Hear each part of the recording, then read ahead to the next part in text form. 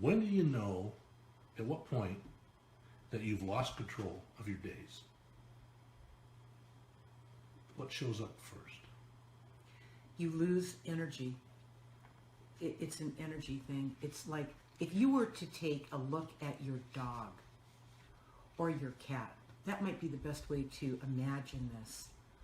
You go to work, they're there all by themselves. They've got nobody but their food, their water, and they wait there waiting for you all day long, waiting for you. The days go on without you. So the days go on without you in their life as they wait and wait and wait. It's a form of depression. It's a form of longing. Your life is on hold. All these other things are going on in your life, but in your dog's life or your cat's life, all they think about is you. All they think about is, my life won't start until you walk through that door. Their days go on without you. So your days just seem to go on without you. You're kind of living out that same reality in your own life if you're not living a life of intention, a life of purpose, something that really matters to you, rather than just showing up for a job just for a paycheck, and something you dread showing up for and being at all day long. So the days go on without you. You're there, but you're not present. You're somewhere else. You'd rather be somewhere else. You're not happy with your current situation, but you just haven't changed it yet. So the days, even though you're there and you show up and you actually manage to get through another day of that, they really did go on without you. You come home and you just go, oh God, I know I should go to the gym, but and I just want to go, but I can't seem to drag myself there. You're just out of gas. The days go on without you. So what happens when this continues for too long? You stop and think about it. You mentioned your dogs and cats. They spend half their life just waiting for you to come home. They do. So, but how long does this go on before it becomes dangerous, like to your health or to your mental health? Yeah, you know when it's past the point of it's not okay. The part of you that has to get right with this is the part of you that motivates you to show up for an existence like that. I did not say a life, because that's not a life. It's just existing. So that's the part of you that has to say, wait a second. This is not okay. This is not okay. This is not okay. You read Guided, my flagship book, Guided, shows you how I did it, how I got out of that trap. And then you take my guided journey, which is the companion journal to Guided, my guided journey, and you start journaling what's going on in your life, part 3, every day, so you can write down the truth about what's going on in your life. You can get honest with it. Nobody's going to see it. You date it. You keep a journal, documentation about how you're doing, what's really going on with you. And you know what, you guys, in 1 month, you're going to see it for what it is. And then, as soon as you can see what it is, you will start to say, okay, I can see what it is. I know I need to make a change. Dig myself out of it. All right? That's what you need to do. So whatever it is, if it's a job, if it is a relationship, if it is a financial situation where you're buried, you're underwater, you can't take this anymore. Whatever it happens to be, you're going to figure it out, but you're only going to figure it out once you start documenting what's going on in your life every day and how it feels to you. Write down how it feels. It will ask you in part 3, and how did that feel? That's really an important part, That's an important part. If you have a dream, write your dream into it. Write your inspirations, your intuition. Write your realizations into it. Write what you get, what you know, what you showed up for work, not because you liked the job, because you belong there. You showed up because you need to get paid. Tell the truth. Put it in writing. You've never done that before. Watch what happens when you start. Okay, so once you get the feeling that these days are just going on without you, and everything's like a repeat of Groundhog Day. And you feel helpless, you feel overwhelmed and stressed, does this lead to depression or anxiety or both? Right. It leads to both, Ray, because what you are is you are in limbo as long as you realize it, but then you don't take the opportunity to change it, the stress that goes with it. You're not going to be stuck anymore. You are stuck right now, if that's your reality, in any one of those places. But when you start to document it and start to keep a record, a history, an ongoing chronological journal of where you are and what's going on with you, nobody could help you better than the information that you're going to gain from doing that and following that. Within 1 month, you're going to see what it is. You're going to look at it and go, oh, it's being objective. It's looking at it. Nobody can judge you. This is between you and yourself. You look at it objectively and you go, I see what it is now. I don't need to talk to anybody about it. I don't need anybody's blessings. I don't need anyone to forgive me. I don't need any of that stuff. I see it. There it is. It's clear.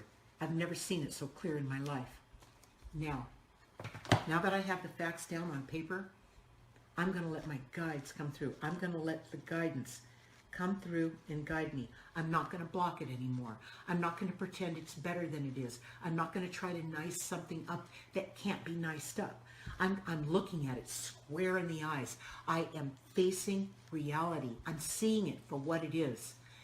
Now I'm open to the guidance and I'm going to let it come through. And what am I going to do when it comes through? I'm going to write it in to part 3 and I'm going to keep the journal going so that then I can see where this is really taking me, where I'm being guided to go, what's right for me. As soon as you identified what it was, you wrote it into the journal and you knew it was right for you, if you knew, you would just act on it. You would just go, oh, I see it. I'm going to write it in so I don't forget it in the journal. But the guidance helps you not only see it, but it helps you understand, like in your dreams or when you're driving your car and you get that guidance that comes through in the shower, washing the dishes, sweeping the floor, whatever, when you're kind of mindless, out of your way. We call it a walking meditation. It's like living your life and getting this information. You write it in your journal, and you guys, you can't miss. You're going to get the right information. You're going to know not only what to do, but when to do it. And that's what helps address the depression of the moment, because you're depressed about what's going on in your life. And then leads you into being anxious or worrying about your future. Okay, that's where you would be right now in any one of these places. Let's say it's your job, it's your relationship, it's your kids, it's, whatever it happens to be. It could be, your weight or whatever, okay? When you start to journal what's really going on daily, and you just look at it, nobody's going to see this. This is between you and yourself. And as you're writing in here, your guidance is with you. You're not doing this alone. You are never alone. That's what you're also going to discover. You're going to stumble upon that. But you might be depressed. You might have anxiety when you start doing this, because that's what you're bringing to the table. That's what you want to work out and you want to resolve and heal. That's why you write it into part 3, all right? That's why you do that. And once you do that, and in the course of 1 month, and you reflect back on what you wrote, and you see it objectively. Nobody's judging you, and nobody's telling you what to do. Your guides will never tell you what to do. They will just gently nudge you one way or the other, and you decide to explore it. You decide to embark on that path. It's your choice. You came here with free will. You can choke up and go, I'm not quite ready. I need a little bit more time. If you need a little bit more time, do not neglect this. Keep journaling what you're realizing. Keep being honest with yourself. Practice honesty with you. So as you get this advice and guidance, and you write it in your journal, that's just the first part. That's making you aware of what's causing Huge. the problem in the first place. Huge. But you have to do something to break the pattern. You have to take some kind of an action, right? When you're ready, this is all about your free will, all right? When you're ready and you've lined up your ducks, let's say you've got something going on with your work and you need to find a different position, you need a different job, but you still have to keep, the family afloat. You have to pay the bills, you've got to, reality sinks in, and you've got obligations to meet that you just can't walk away from. So how do you spin all these plates, It takes time. You have to, once you write it in here and you figure out what's wrong, what needs to change, then you mastermind a strategy on how to go about changing it so you don't throw the baby out with the bathwater and put yourself in a jam. You just have to learn how to work with this. But the longer you put it off, the longer you put the truth off, the facts off, what's really going on with you off, the harder it's going to get. So get going on this. Start doing the inner work right now. Identify what the issue is. Even if you don't pounce on it right away, once you identify it, it will not leave you alone. Guidance, you open up to guidance and just say, I'm okay with getting the guidance that you've been trying to send me. I understand where I need to make a course correction. I am open to the guidance, and please help me remember my dreams so I can write them in to my journal and keep this going. And every day you take this along with you to work. At lunchtime, you jump in your car, you write in what's coming through to you, all right? And you just keep it going. You will move through it much faster than you ever could have done without it. So it was real easy for people to get into this situation where the days just go by without them, because they let one thing slide, then they let another thing slide, right. And then they got overwhelmed and stuff. And they know they have to listen for the guidance, write it down, and then take some kind of action right away, even if it's a small action. So my next question is it harder to do that when you live alone?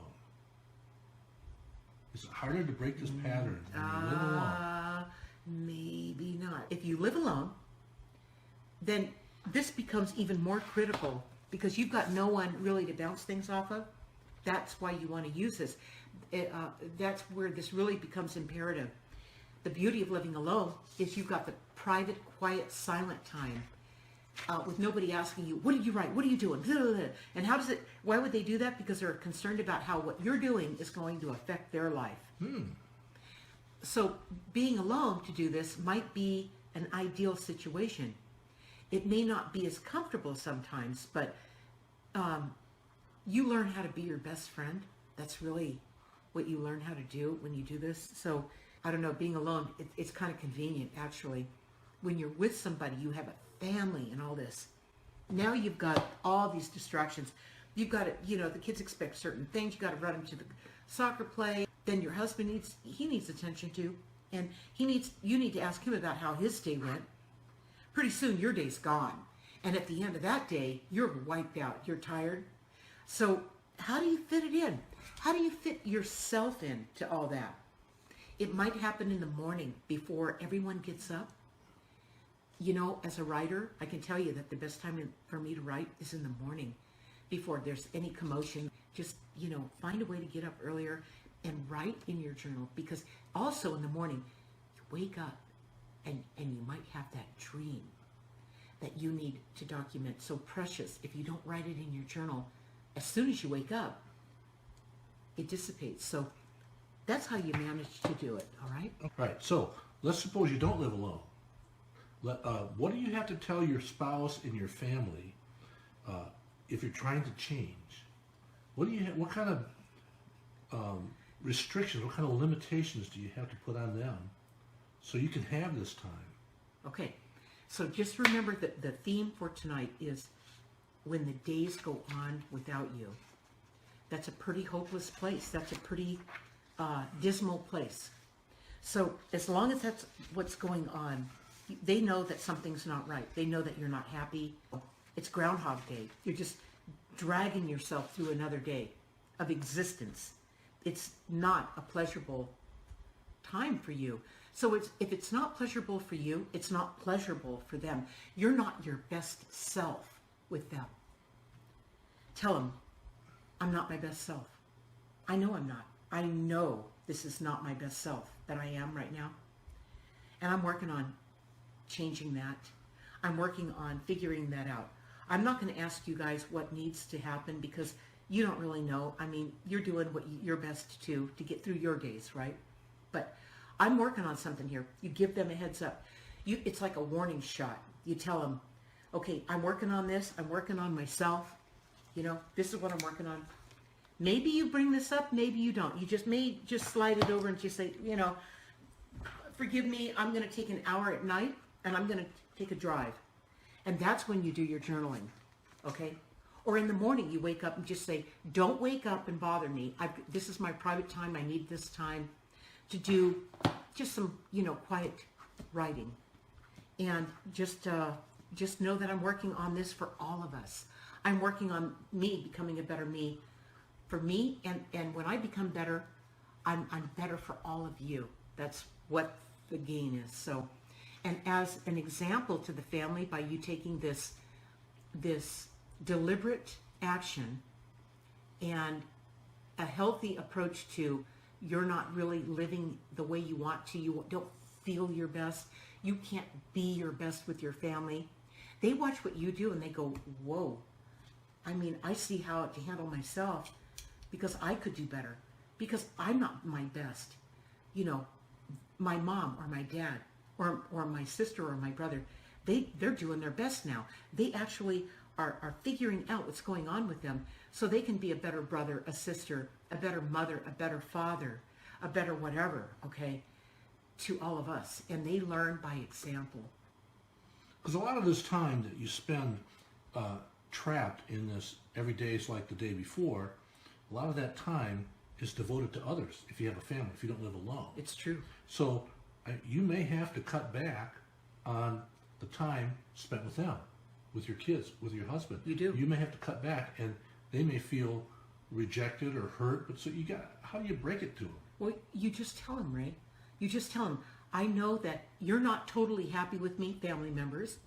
I know you're not totally happy with me. I get it. I'm not totally happy with me. Okay? So I'm working on that. That's how you do it. Right. I mean, the only reason they would say things like that is that they're selfish. Well, maybe not though, Ray. Maybe the person who's working it out, the person who's getting down and dirty with working this out, my guided journey, okay, on the journaling part in part 3, maybe it's been, you know, difficult for them, and they really have made it hard on the family. They don't mean to. If you don't feel good and you get cranky and you get snappy with people in your family, they don't like it. They get tired of it. They don't want to hear it anymore. You just tell them, you know, I get what you're talking about. I don't like it either. I don't like snapping. I'm snapping for a reason. And I know you can't help me. I know you don't understand it. I don't understand it. I'm working it out. So I need this time. I need this break from you guys to work it out. All right? And I know that you guys have my back. I know you guys will stand by me because I'm going to pull through this. And when I do, whenever you guys need a break, you need to figure it out, I'm going to have your back and I'm going to look out for you. This is a family. This is how families should be.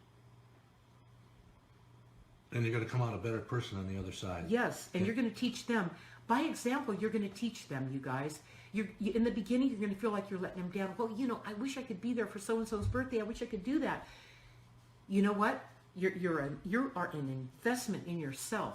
And if you're not your best self, you can't be good for anybody. So really, that's what this is all about. And I got news for you. Everybody right now needs to clean up their act.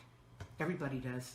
We've all got off track in some way, and we all need to take a look at what we've become, what we've allowed to happen, and we need to get this right. So, I mean, when your kids are grown up and they're gone, they're out of the house. That's the time when a lot of people think, well, now I have my time back. Now I can really become who I really am. But see, at that point, the kids missed that opportunity. Here's what I mean. If you just kind of bit your lip and held your breath until the kids got out of the house, right? They didn't really see how you managed to get through this in your life. So that when it happens to them, not if, because it will happen to them, they've got nothing to go on. They've got no role model that they have to follow. And that would have been you. So they need an example. That's critical. Everyone needs an example. Well, that's good.